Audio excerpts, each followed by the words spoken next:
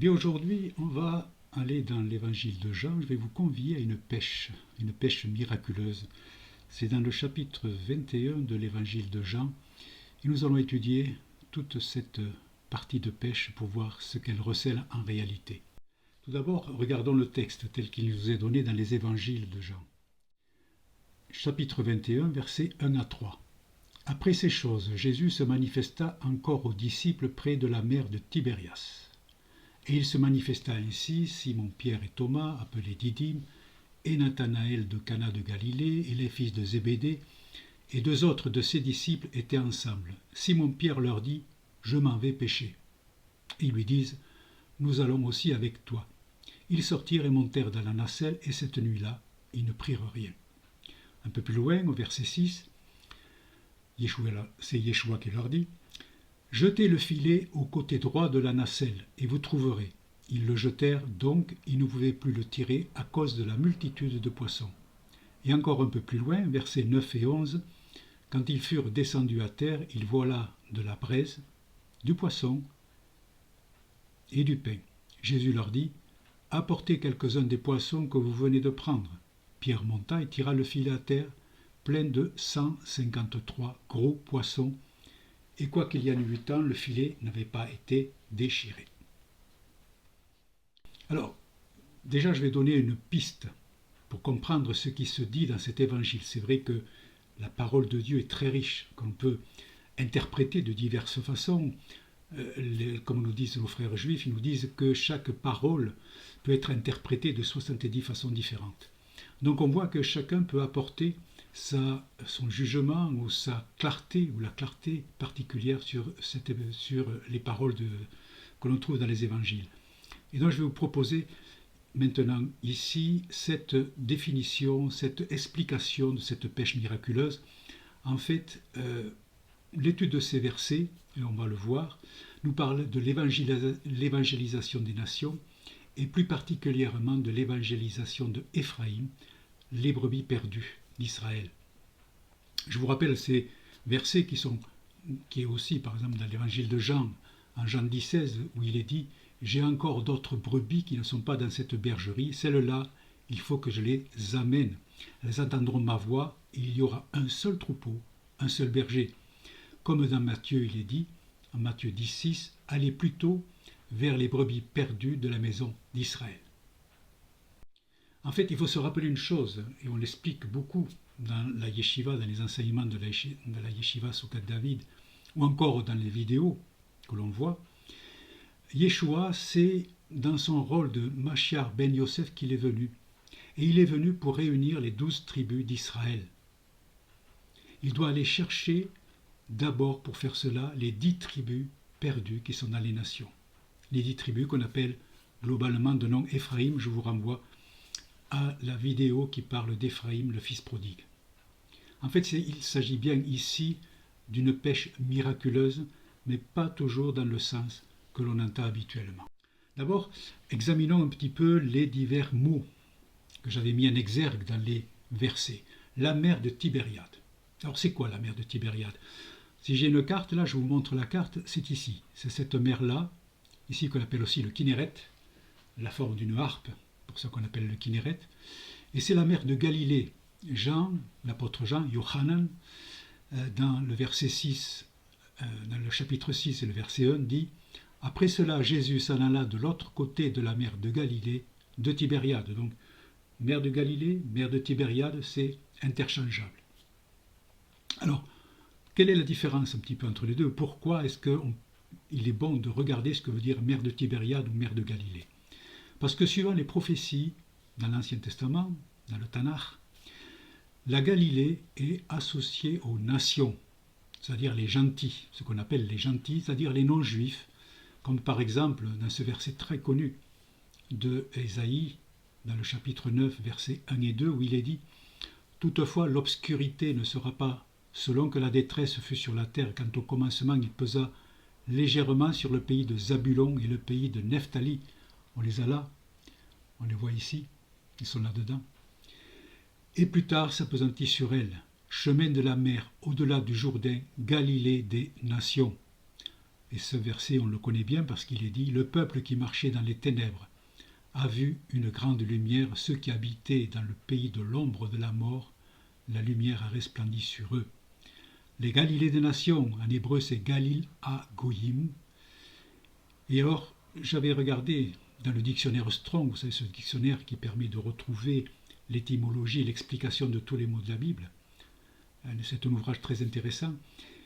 Pour Strong, les Goyim, donc Galil ha-Goyim, c'est-à-dire la Galilée des nations, les Goyim, bien que non juifs, sont néanmoins des descendants d'Abraham. Ça aussi, c'est quelque chose qui est très intéressant.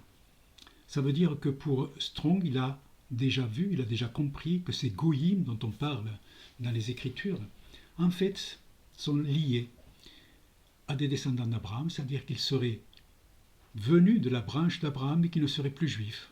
On parle bien là de tout ce qui est Éphraïm. Autre chose aussi, le côté droit du bateau.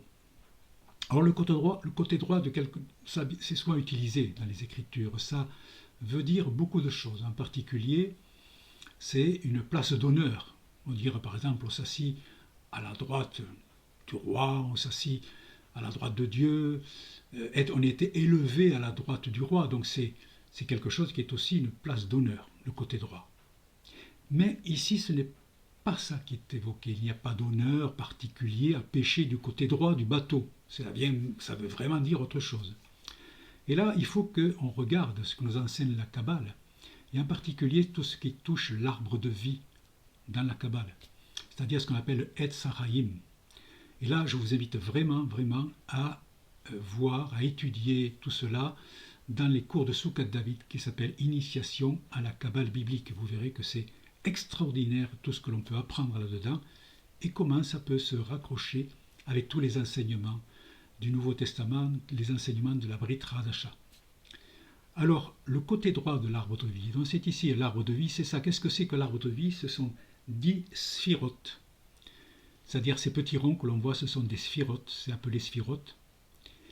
Et ces séphirotes, c'est le singulier séphira, pluriel séphirote, ces séphirotes sont en fait des filtres qui permettent à la lumière divine de l'Ein Sof, c'est-à-dire de l'infini qui est au-dessus de nous, qui a tout créé, cette lumière que nous ne pourrions pas supporter tellement elle est intense, nous serions totalement carbonisés devant cette lumière aussi, pour se révéler à nous, pour nous toucher, nous qui sommes là, tout à fait en bas, dans la Malchut, dans le royaume.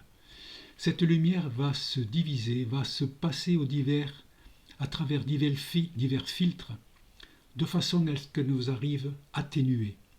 Ces filtres, ce sont des étapes, ce sont des chemins spirituels, ce sont des étapes qui nous permettent de recevoir la lumière divine, mais aussi de nous élever vers lui jusqu'à un certain niveau. Pas plus haut qu'ici. C'est quelque chose qui va permettre effectivement de comprendre comment nous sommes constitués, parce que ces filtres, ces séphirotes se retrouvent aussi dans notre corps. Nous sommes constitués, nous aussi, de cet arbre de vie, puisque nous sommes créés à l'image de Dieu. Donc il y a quelque chose là-dedans qui nous permet de comprendre beaucoup de paroles de la Brit Hadasha, et j'espère bien que l'on aura encore des enseignements là-dessus. Donc lancer le filet sur la droite du bateau, ici la droite, c'est faire appel à la clémence de Dieu, ce qu'on appelle la chesed.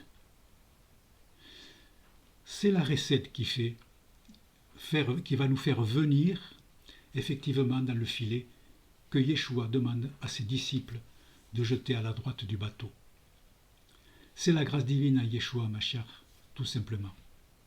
Alors les poissons, on a déjà vu cette vidéo sur Épharim et le fils prodigue. On a déjà vu que les poissons étaient une façon imagée de désigner Éphraïm, puisque la tribu de Éphraïm, ainsi que celle de Ménaché, mais surtout Éphraïm, avait reçu des prophéties de multiplication extraordinaires en termes de nombre de personnes, de tribus, alors que c'était une toute petite tribu à l'origine. Mais les prophéties de Jacob, les prophéties de Moïse, ne laissent aucun doute là-dessus. Éphraïm va se multiplier à l'infini dans les nations, et c'est pour cela que un grand connaisseur, un grand commentateur de la Torah, qui était Rashi, qui était un commentateur juif qui vivait en France au début du Moyen-Âge, a dit que le poisson représentait Éphraïm. Le symbole de la tribu d'Éphraïm, c'est le poisson. Je vous rappelle que ce poisson était aussi le symbole des premiers chrétiens. Le fameux ictius des chrétiens était aussi le poisson. 153. Alors là, 153, ça c'est précis. On imagine qu'ils ont étalé le filet, ouvert le filet, qui avait résisté, et on a compté les poissons, on en a trouvé 153. Et le fait que l'apôtre Jean, Yohanan, nous rapporte ce chiffre de 153, c'est que là derrière, il y a quelque chose à trouver, il y a quelque chose à voir.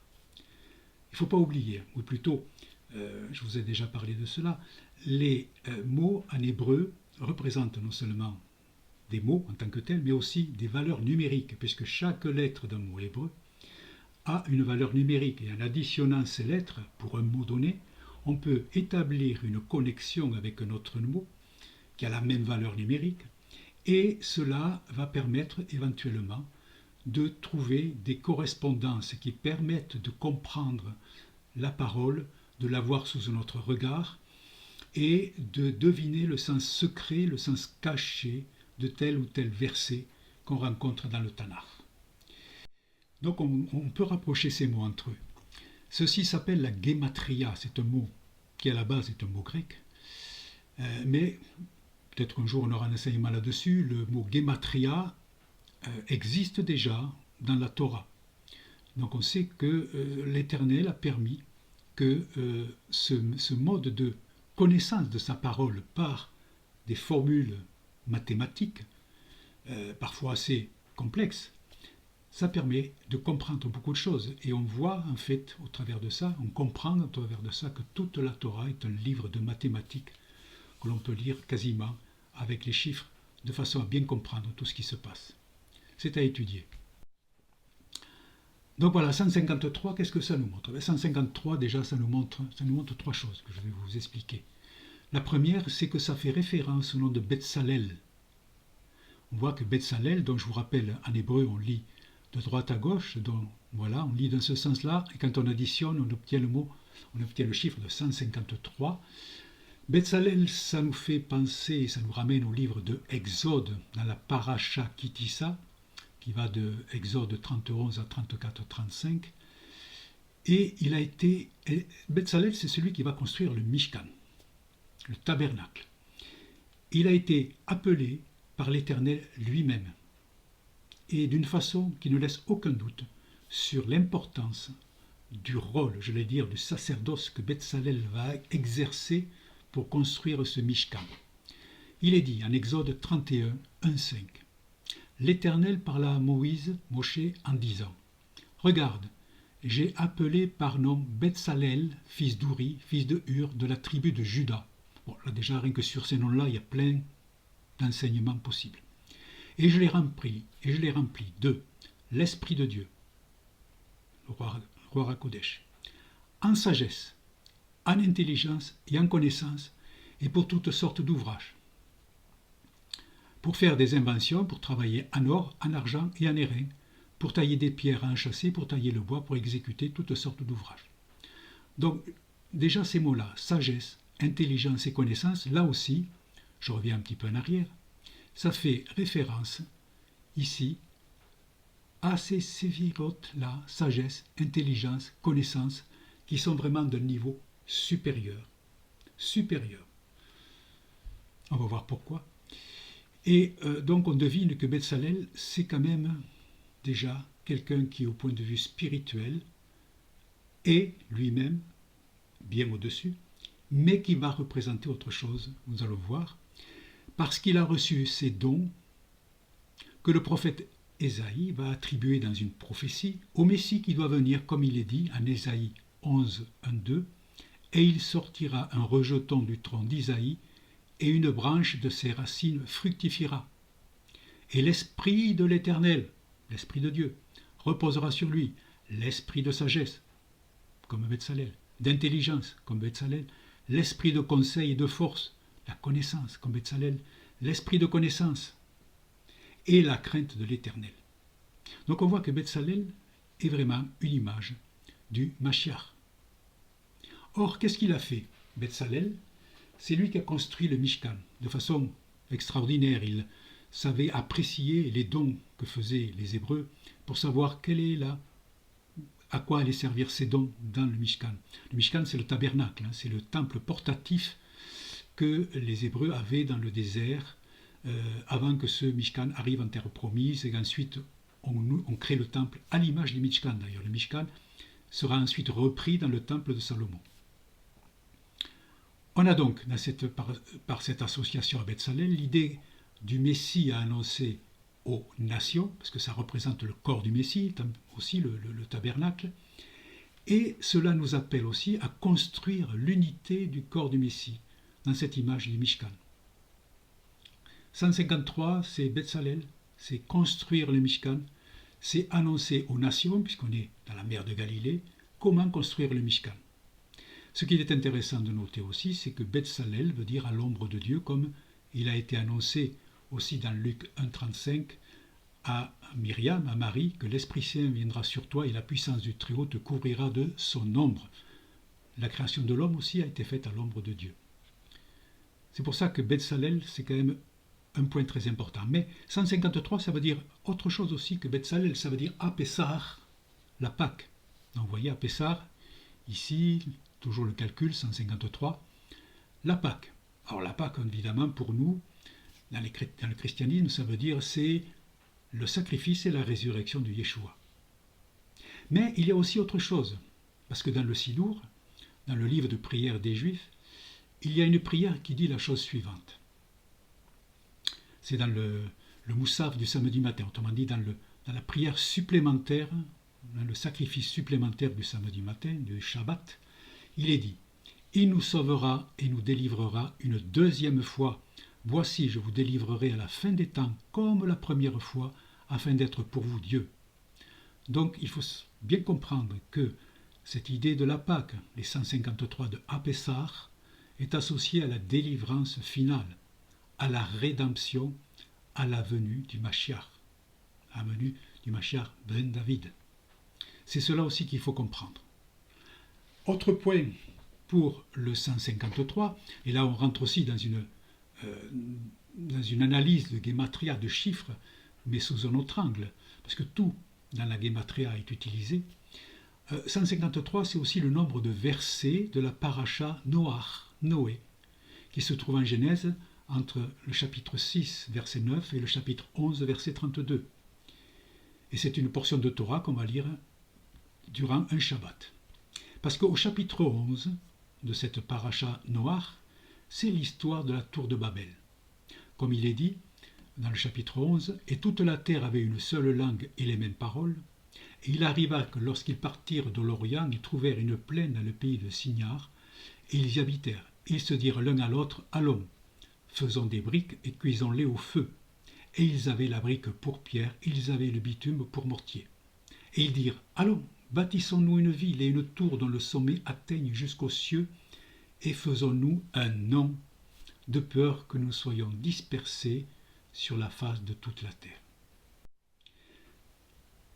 Il y a quand même quelque chose qui nous intéresse là-dedans. Pourquoi est-ce que ça fait penser, 153, à cette histoire de Noach, à cette histoire de la tour de Babel, parce que c'est bien cela, déjà qui nous intéresse. D'abord, Babel, en hébreu, c'est Bavel, et Bavel, ça veut dire confusion. Tiens, c'est bizarre ça. Est-ce qu'on n'est pas à une époque de confusion aujourd'hui, où on essaye de tout mélanger, où on essaye de nous faire oublier nos bases pour nous influencer à penser à des tas d'autres choses. Une époque où, même au niveau de notre genre, nous ne sommes plus. Il y a des gens qui ne savent plus s'ils sont hommes ou femmes. Et on ne sait plus si on habite tel endroit ou tel autre, s'il y a des frontières ou pas. Voilà, tout est mélangé. La confusion, ça fait qu'une chose, c'est qu'on perd nos racines. Il y a quelque chose aussi qui est un peu drôle, et c'est typique, mais on ne le trouve qu'en français, je pense que ce n'est qu'en français, parce qu'il est dit dans les Écritures, faisons-nous un nom. Autrement dit, un nom, ça veut dire que les hommes veulent se faire un nom pour remplacer le nom de Dieu. Il faut bien comprendre cela. C'est éliminer le nom de Dieu de notre vie pour le remplacer par le nôtre, le nom. En français, nom, bien entendu, s'écrit N-O-M. Et NOM, c'est aussi les initiales, en français, de Nouvel Ordre Mondial, qui est justement, mais c'est le hasard peut-être, ce projet qui est mené par l'ONU de constituer un gouvernement mondial, une nouvelle tour de Babel, qui va gérer le monde entier pour résoudre, pense-t-il, les problèmes du monde entier. Donc voilà, c'est encore quelque chose à regarder. Donc on sait qu'on est à l'état de la fin, et que dans les temps de la fin, il va y avoir ce nom qui va se lever. En fait, c'est l'Antichrist, ni plus ni moins. Je m'en vais pécher. Alors là, ça c'était quelque chose qui était extraordinaire. Au point de vue spirituel, on ne peut pas dire vraiment que cette expression je m'en vais pécher soit d'une richesse merveilleuse, qu'on arrive. C'est presque même comme une pièce de théâtre, c'est comme un sketch, je m'en vais pécher. Bon. Et pourtant l'apôtre Jean rappelle que l'évangile de Jean est l'évangile sode, l'évangile des secrets. Pourquoi est-ce qu'il a rappelé, pourquoi est-ce qu'il a fait dire effectivement à Simon-Pierre, je m'en vais pécher? Il y a quelque chose là derrière. Alors il faut gratter un petit peu, il faut regarder les Écritures, et puis il y a le roi HaKodesh, comme je dis toujours, qui vous aide à comprendre dans cette masse d'écritures que représente le Tanakh, c'est-à-dire l'Ancien Testament et le Nouveau Testament. Comment est-ce qu'on va pouvoir raccrocher ça à quelque chose? Eh bien, il y a des réponses à ça. Il y a une réponse au moins dans le livre de Jérémie, chapitre 16, versets 14 à 15, où il est dit « C'est pourquoi voici des jours viennent, dit l'Éternel, où on ne dira plus « L'Éternel est vivant qui a fait monter les fils d'Israël du pays d'Égypte. Mais l'Éternel est vivant qui a fait monter les fils d'Israël du pays du Nord et de tous les pays où ils avaient chassé, et je les ramènerai dans leur terre que j'ai donnée à leur père. » Donc là, on est bien dans le cadre du retour des tribus d'Israël, Juda et Éphraïm. Les fils d'Israël, c'est Éphraïm. Sur la terre d'Israël, donc c'est le retour de toutes les tribus d'Israël sur la terre d'Israël dans les temps de la fin, lorsque l'Éternel va délivrer une deuxième fois, comme il l'a fait la première fois en Égypte, toutes les tribus qui sont dispersées dans les nations pour les ramener sur la terre, qui est la terre promise. Alors, ça c'est déjà le premier contexte. Et ce verset continue. Ensuite, au chapitre, dans le chapitre 16, au verset 16, il est dit « Voici », donc c'est Dieu toujours qui parle, il dit « Voici, pour faire cette regrouper donc ces 12 tribus, je vous envoie une multitude de pêcheurs, dit l'Éternel, et ils pêcheront. Et après cela, j'enverrai une multitude de chasseurs, et ils chasseront de toutes les montagnes, de toutes les collines, et des fans des rochers. Des pêcheurs, et ils pêcheront. » Vous voyez pourquoi l'apôtre Jean a fait dire à Simon-Pierre, je vais pêcher. Tout simplement pour nous rappeler, dire oui, je vais envoyer des pêcheurs qui vont récupérer toutes les tribus et les ramener dans les temps de la fin. Dernier point que j'aimerais examiner là aussi, on pourrait croire qu'il y a à la fin ces petits détails qui sont extraordinaires dans la parole de Dieu, où il faut s'arrêter, se poser des questions, dire mais enfin pourquoi on nous parle de braise, de poissons mis dessus, de pain. Bon, est-ce que c'est un petit camping sympa? Est-ce que... Non, il y a toujours quelque chose derrière, il y a toujours quelque chose à trouver. Personnellement, parce que là, après, c'est l'interprétation personnelle que chacun peut faire. Comme j'ai dit, on peut chacun apporter, suivant sa sensibilité, un éclairage particulier, sachant que chaque mot, chaque expression veut nous dire quelque chose, il y a un message derrière. Le poisson et le pain, pour moi, justement, dans le contexte dans lequel on est, le retour d'Éphraïm, c'est l'évocation du miracle des 5 pains et des 2 poissons qui remplissent les 12 paniers dans Matthieu 14. Ces 5 pains, la grâce, 5 la grâce, 2 poissons, Éphraïm et Ménaché, qui remplissent les 12 paniers, les 12 tribus d'Israël. Voilà une interprétation aussi faite sur ce miracle de la multiplication des pains et des poissons que l'on trouve dans Matthieu. La braise, la braise, ça nous fait éviter, et ça nous fait toujours penser à un feu qui purifie. Pour revenir en terre promise, il faut se purifier comme on purifie l'or et l'argent. J'ai déjà dit, dans la vidéo en particulier sur Éphraïm, qu'Éphraïm était impur, car il était dans les fausses doctrines. Il était dans l'idolâtrie. Et donc, il faut comprendre aujourd'hui que Éphraïm doit se purifier. Le poisson sur la braise, c'est la purification d'Éphraïm. Ça aussi. Le pain, c'est le pain que représente Yeshua. Tout cela, ça se tient, tout cela a quand même chose à voir l'un avec l'autre. Donc pour décrypter, on va décrypter le message maintenant et dire la chose suivante. Qu'est-ce que ça veut dire cette partie de pêche, cette pêche miraculeuse? Allez annoncer dans les nations, ça c'est la mer de Tibériade, la mer de Galilée, que dans les temps de la fin, les pêcheurs de Jérémie, que l'Éternel fait grâce, c'est la droite du bateau, à Éphraïm, les poissons, afin qu'ils reviennent dans l'unité du corps du Machiar, ça c'est Betsalel. Lorsque les 12 tribus seront à nouveau réunies, comme au temps du Mishkan dans le désert, quand il le délivrera une deuxième fois, comme il le fit pour le libérer de l'Égypte, ça c'est la Pâque, 153, c'est à Pessah, la Pâque, dans les temps difficiles où se dressera à nouveau l'impie, c'est-à-dire la paracha noire, la tour de Babel.